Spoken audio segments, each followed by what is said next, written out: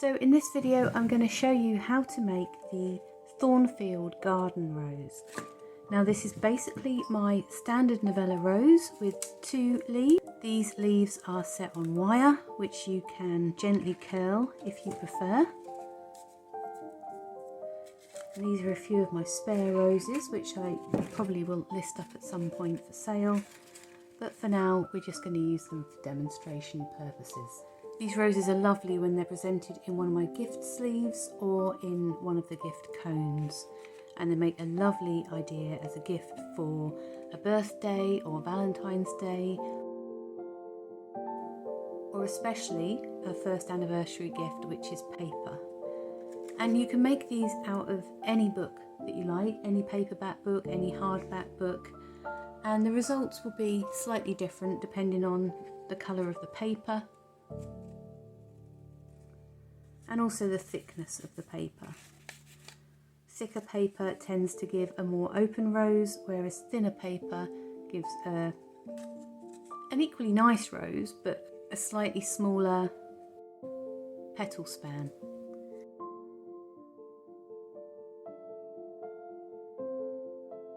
So to make the Thornfield Rose, you'll need an old book. Any book will do. You'll also need to download my standard template, and you'll be needing to use petal template number 1 and leaf template number 1. You can access the download for this by going to my video description where there's a link, and if you download that to your computer and print it off at 100% in black and white, it will be exactly the right size.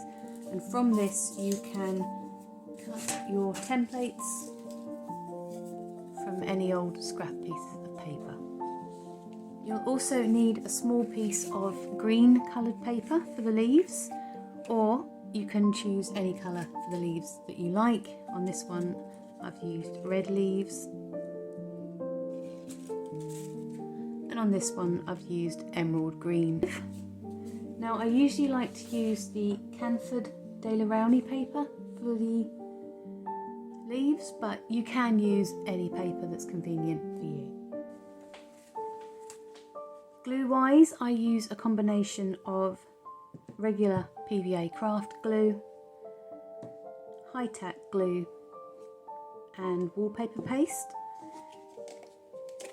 I tend to mix up a small pot of wallpaper paste, and the link to mix this up is in the video description.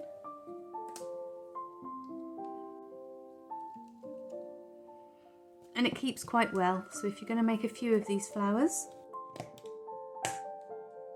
an old tub is perfectly fine.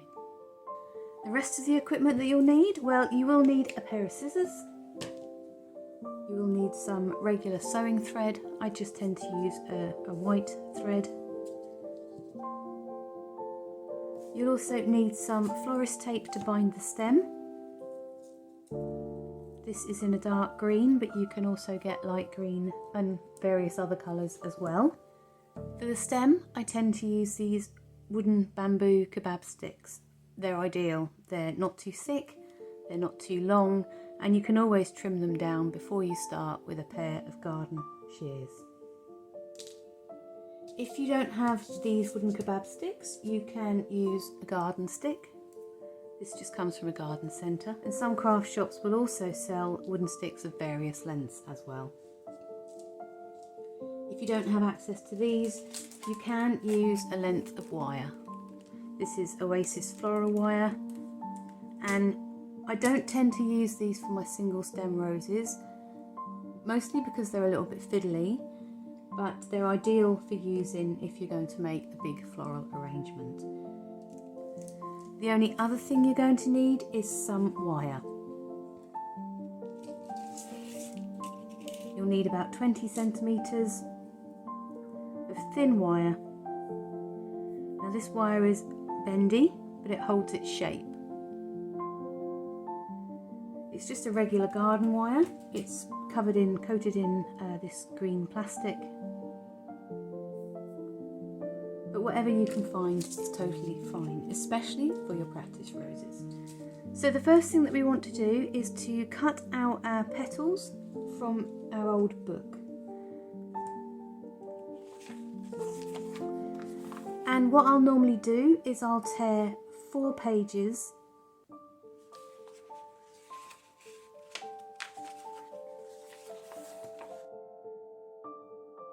if you hold the top of the book firmly, you can just tear all 4 pages together. We'll take our 4 pages, make sure they're nicely aligned, and we'll just fold them in half.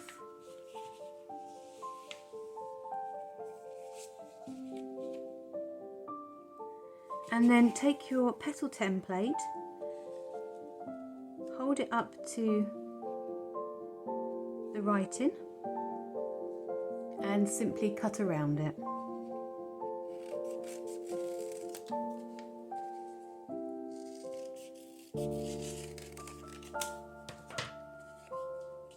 Each cut will give us 8 petals, and we only need 21 petals to make this rose, but I do always like to have a few spare.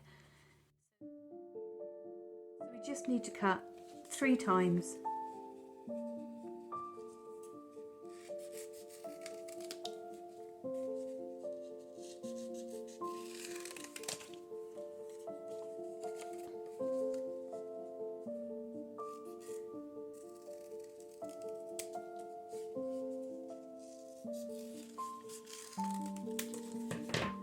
Now it doesn't matter if your petals are slightly larger than the template.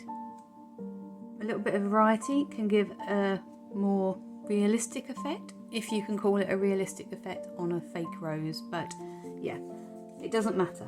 It doesn't have to be too precise. The technique is fairly easy to learn, but you may need to create 1 or 2 before you get the perfect rose. So what I like to do is to lay out the petals in front of me in 3 rows of 6 petals. If you get any that have a blank side or not much text, you can either flip them over or put them to the spares pile.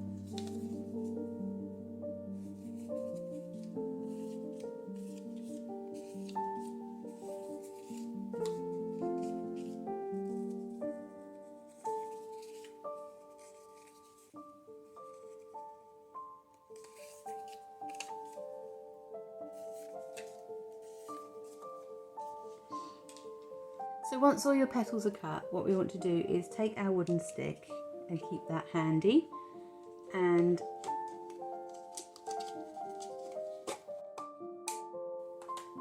have our wallpaper paste handy.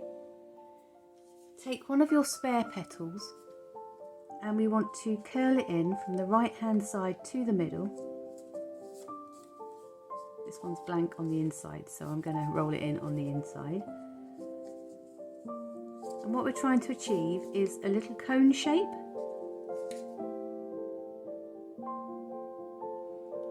Put a blob of wallpaper paste inside your rose petal and then insert your wooden stick.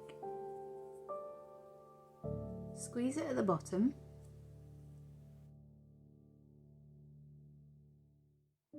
Hold it in place with your finger and your thumb, and then using your thread,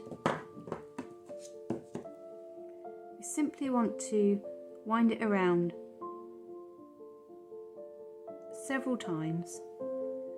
Keep the twists very close together until you reach the bottom of the petal.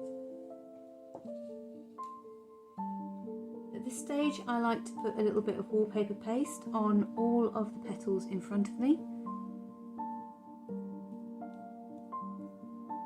Just a little dab will be totally fine.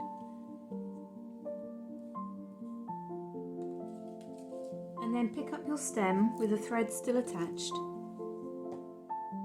Take the first petal from the first row of this petal. Let me just move these out of the way so you can see.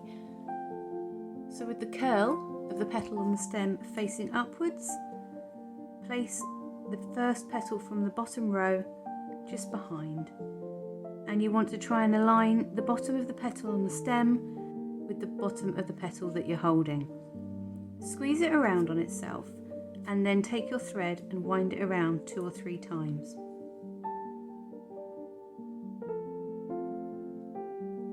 Take your next petal and you want to place it directly opposite this petal, so we're closing up the gap.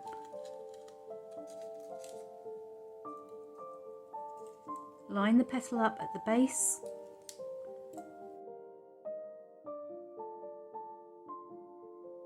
Just twist the thread around 2 or 3 times.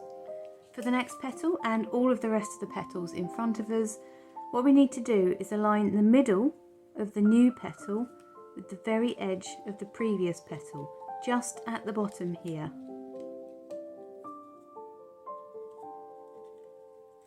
Pinch it, twist it. So for each new petal, we're going to align the middle with the edge, the middle of the new petal with the edge of the previous petal.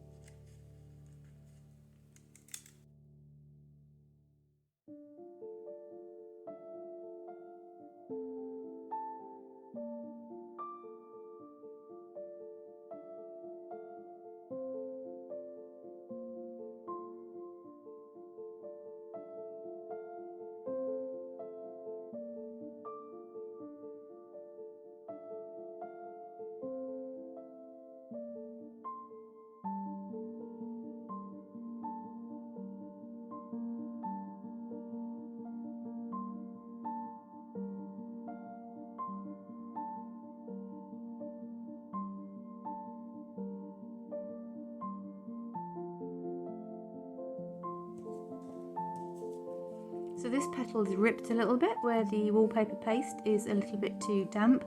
Don't worry about that, it should still hold nicely in place. We can use a bit of PVA glue if we need to. Roll the thread about 2 centimeters down the stem, and then with a little bit of your wallpaper paste, just wrap that around and that will hold the thread in place. Then what you want to do is tease out your petals. You can do this gently with your fingertips and you can lift them back up if you've pulled them too far. We want to achieve an even gap around all of the petals until it looks attractive. So on this one, the petal has slightly ripped away from the petal next to it. We can fix that at the end once it's dry. I don't want to keep touching it now because the wallpaper paste will hold everything in place once it's dry. If I start playing around with that petal now that it's wet, what's going to happen is I'm going to damage the petal further. So now these are in a nice position, I'm just going to let that dry, and then when it's dry I'll come back to repair. So it's a beautiful sunny day, so if I leave that outside that'll be dry in an hour, but most of the time I'll leave it to dry overnight. So whilst that's drying, I will make the leaves. Basically we put 1 leaf on either end of the wire.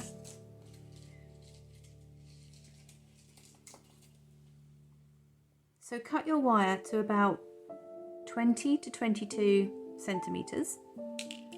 And what you want to do is, using your template, which I've lost, using your leaf template number 1, which is a bit hard to see on this background, we simply want to cut 4 leaf shapes. Now if you've got a sheet of A4 paper, you can fold it in half twice and you can just cut once.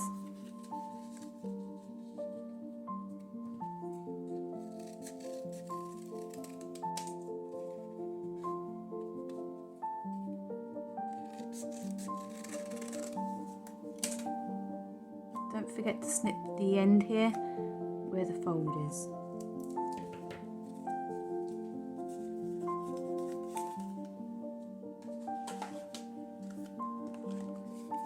So what I'll do is I'll take my 4 leaves, and on the bottom 2 leaves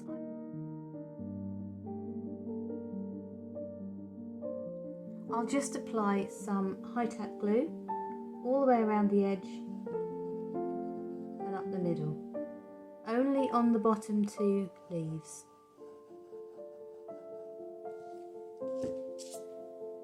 Take one end of your wire, place it down the centre of the glued leaf, about 1 centimetre to 1.5 centimetres from the top. Press its pair firmly on top. And this bit is a bit easier if you've got an old tea towel to hand. Quite hard to see this green on the blue, isn't it? Oh dear. I'm doing a do-over and it's quite hard to see. Just press firmly so that all the glue is wiped away by the tea towel and that you're not adding extra glue to the paper. Do the same on the other end of the wire.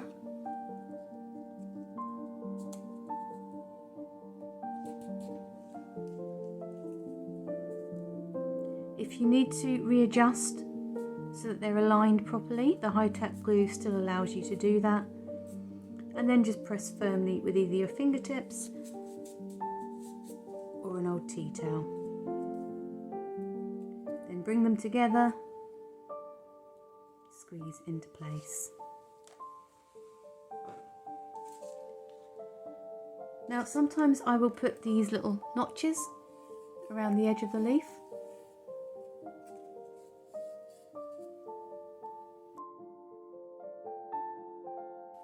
It's completely optional, but to do this you simply take your scissors and snip in a couple of little upside down V shapes, and I put these in quite randomly, about 3 or 4 on either side of the leaf.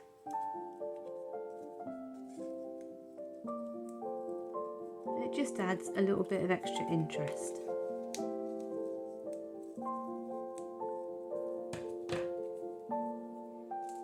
So our rose is now dry, our leaves are now dry, and what I'm going to do is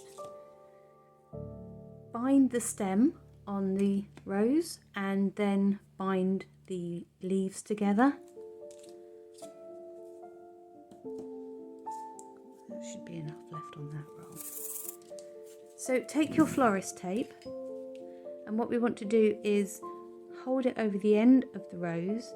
If you've seen any of my other single stem tutorials, you'll be an expert at this. But hold it over the end and then just twist it around itself, and you can very easily continue winding it up the stem. When we get a few centimetres from the top of the stem, flip the rose over, trim off about 5 or 6 centimetres. I mean, gauge it. I mean, sometimes it'll be longer if you're further down.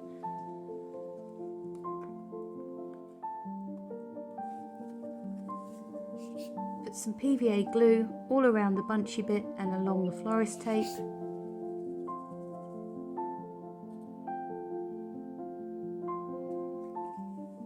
It can get a little bit messy.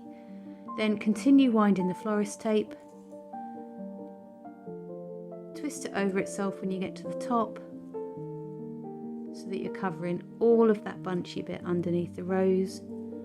Twist it gently between your fingers and then bring your fingers down the stem, and you'll just wipe the excess PVA down the stem, and that will help hold everything in place.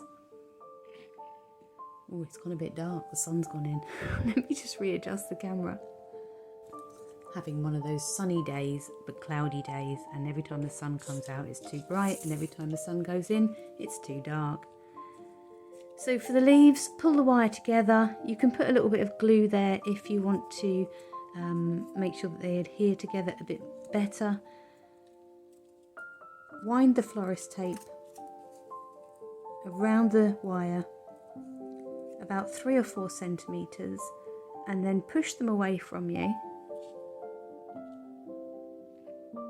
Take your rose and hold the wire up to the stem, and you want it so that the leaves poke out about 2 or 3 centimetres. That's not quite far enough on this one, so I'm going to bring them up a bit higher. Like that. Perfect. And then with the wire and the florist tape still attached, just continue rolling the florist tape around both the wire and the stem, all the way down until you've covered all of that wire. Slip it off, bit of PVA glue,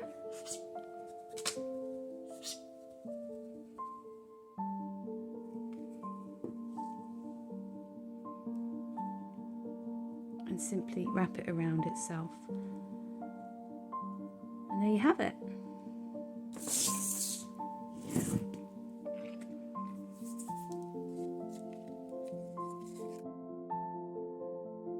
Reposition the leaves any way that you like, and you can slightly curl them if you prefer.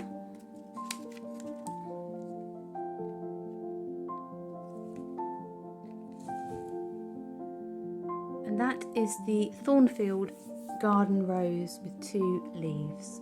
Do give me a thumbs up if you've made it this far. Your support is very much appreciated. I can't stress that enough. And don't forget to save it to one of your playlists, just so that you can come back to it very easily when you need to make this rose.